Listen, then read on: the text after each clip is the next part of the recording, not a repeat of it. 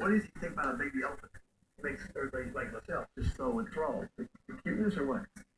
I don't know what it is. It's even just sitting here with this herd of elephant now, there's a certain attraction that you, like you were saying earlier, there's just something about this mammal that just, you're just drawn to them. Another one of the elephant's distant relatives shares its grace and beauty and its massive bulk, the manatee. A marine mammal, the manatee has caps on the end of its flippers, similar to elephant toenails. And like the hyrax, the manatee has incisor teeth that resemble elephant tusks. Manatees and elephants even have similar personalities. They're both known for their curiosity and sociability. Have you ever seen it? Look at this right past right over here. Golly day. Is that something or what? Oh, we. Jason. Navigate. The big male seemed to sense we weren't a threat, so he wandered over to greet us.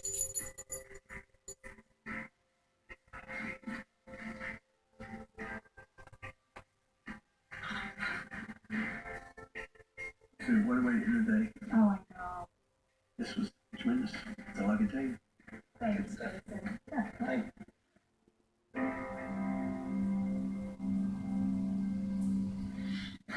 Now a creature that's rarely seen in the wild. The okapi is so skilled at hiding in the African rainforest, you don't even know how many there are out there. Its famous cousin, on the other hand, is just about impossible to miss.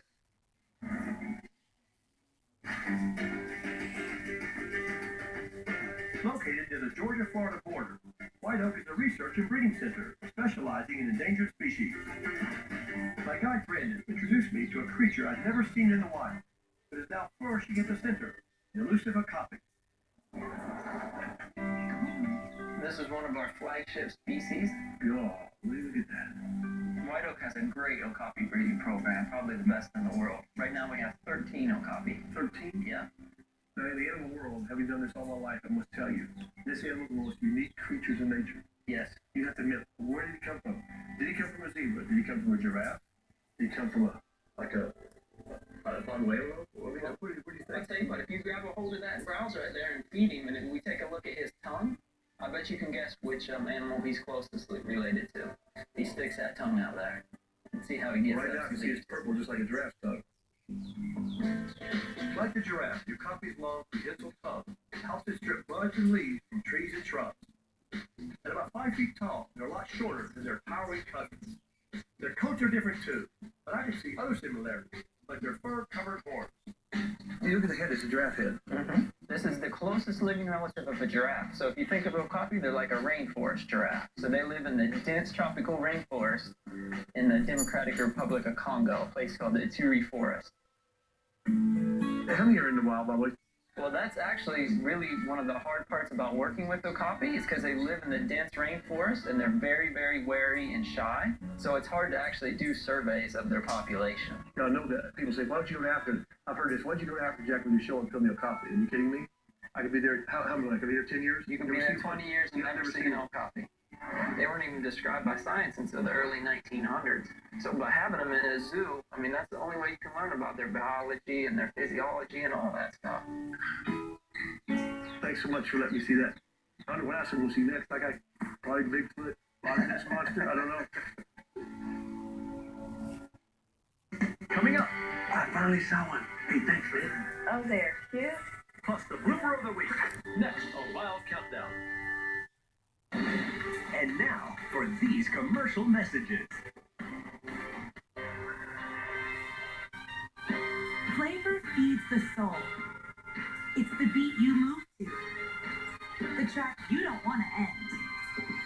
That's why these all-new Special K snack bars are full of the good stuff, like golden oats, dark chocolatey chunks, and salty pretzels. Each for 100 feel-good calories.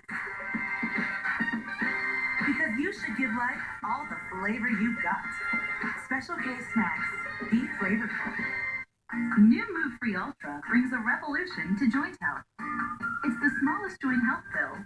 Now with a new triple action formula for joint, cartilage, and bone health. Move on to new Move Free Ultra. I've always loved exploring and looking for something better. It's the way I look at life, especially now that I live with a higher risk of stroke due to AFib. type of irregular heartbeat not caused by a heart valve problem. I was taking warfarin, but wondered if I kept digging, could I come up with something better? My doctor told me about Eliquis for three important reasons. One, in a clinical trial, Eliquis was proven to reduce the risk of stroke better than warfarin. Two, Eliquis had less major bleeding than warfarin. And three, unlike warfarin, there's no routine blood testing. Don't stop taking Eliquis unless your doctor tells you to, as stopping increases your risk of having a stroke.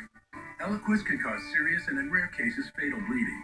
Don't take Eliquis if you have an artificial heart valve or abnormal bleeding.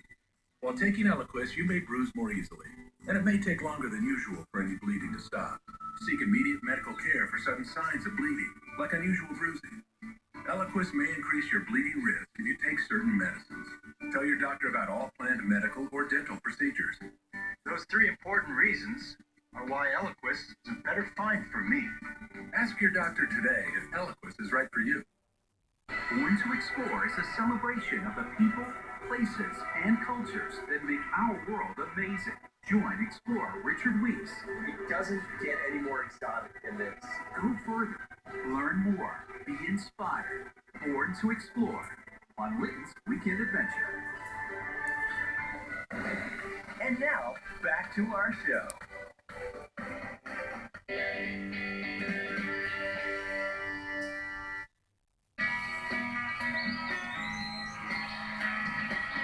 Welcome back, everybody, to Wild Countdown. I'm Jack Cannon here from Base Camp at Columbus Zoo. You know, I used to think my family was wild, but just take a look at these crazy cousins from the animal kingdom.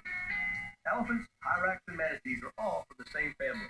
And the Shiokampi is the giraffe's relative in the rainforest. Whales are in a group of mammals called the cetaceans. Now get this. Researchers have recently discovered that whales are also cousins with the hippopotamus.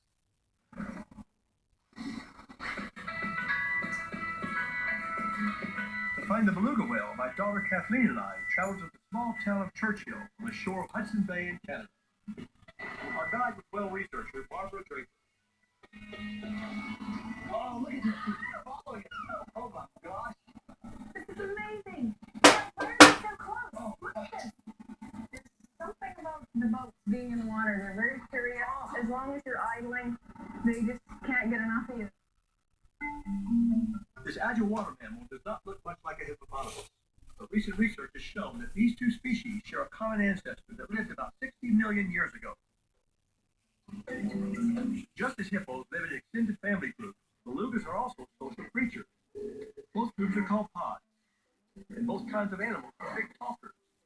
In fact, belugas are often called sea canaries. Is it the squeaking? Yeah. All that sound that you hear is beluga whales. Gosh, they're so loud. That's not much little bird. Like canaries, it does. Researchers have discovered that hippos and whales communicate with vocal sounds beneath the water's surface. Hippos use a roll of fat surrounding their necks and vocal cords to produce vibrations in the water. Belugas produce noise in the fatty area on their forehead, known as the melt. Now, how many belugas are in here right now? Probably at least 50. It doesn't look like that many on the surface, but there's always some whales that are underneath that you can't count. So About 50 in here? probably. These guys are mostly females and calves, and they're feeding. You can tell feeding behavior because there's a lot of, they change direction a lot of shallow diving. They're coming to the surface quickly, and they're moving around in a lot of different directions. Belugas often hunt together, herding fish into shallow water. These white whales may be slow. They make up for it with agility and teamwork. The thing I enjoy most is the fact that you come out here and you're actually making contact with this animal. It's looking at you, you're looking at it. It just goes to show you how intelligent they are. Next up, the Tyler traveled to Tasmania to search for one of the most bizarre animals out there, the duck-billed platypus. In fact, the platypus is so unique, it has just one close relative in the whole world, and I'm not kidding.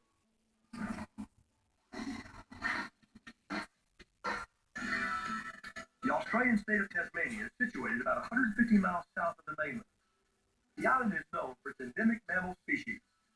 My daughter Suzanne and I came to the Warree Forest Reserve to find one of the strangest, the duck-billed platypus. It's gonna be exciting, you know it. I can't wait. How you doing? Oh, very well, thanks. Jack Hanna, my daughter Suzanne. Calling Handy. Hello, nice to see you. The Hedge brothers spent decades restoring 3 miles of riverbank habitat, dramatically increasing the platypus population. I hear this is the platypus capital of the world.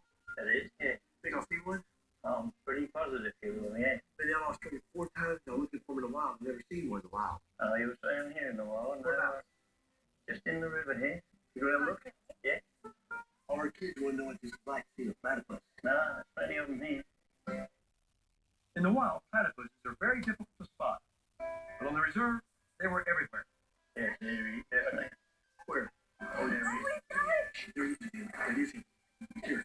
Look at you see that? You can see it. I finally saw one. Hey, thanks, man. I got to see a duck with platypus. Oh, thank you. Look at it. Hurry. He's gone down there now. The platypus is like nature's crazy quilt. It has the body of an otter, a beak like a duck, and a beaver's tail. It also has just one living relative, another Australian native called the echidna. The echidna and the platypus are the only living monotreme, meaning they are mammals that lay eggs.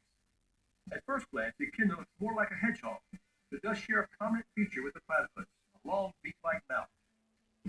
Most species have special sensors in their bills that locate prey by detecting their electrical fields. Oh, he's so cute. I can't stand it. That's the other right there. Yeah? Oh, they are cute. We finally saw one. Coming up, He's up for anything from 2 to 3 days without any risk. plus the blooper of the week. Next on Wild Countdown.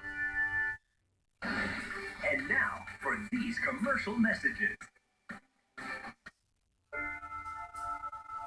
You've tried to forget your hepatitis C, but you shouldn't forget this. Hep C is a serious disease. Left untreated, it can lead to liver damage and potentially liver cancer. But you haven't been forgotten.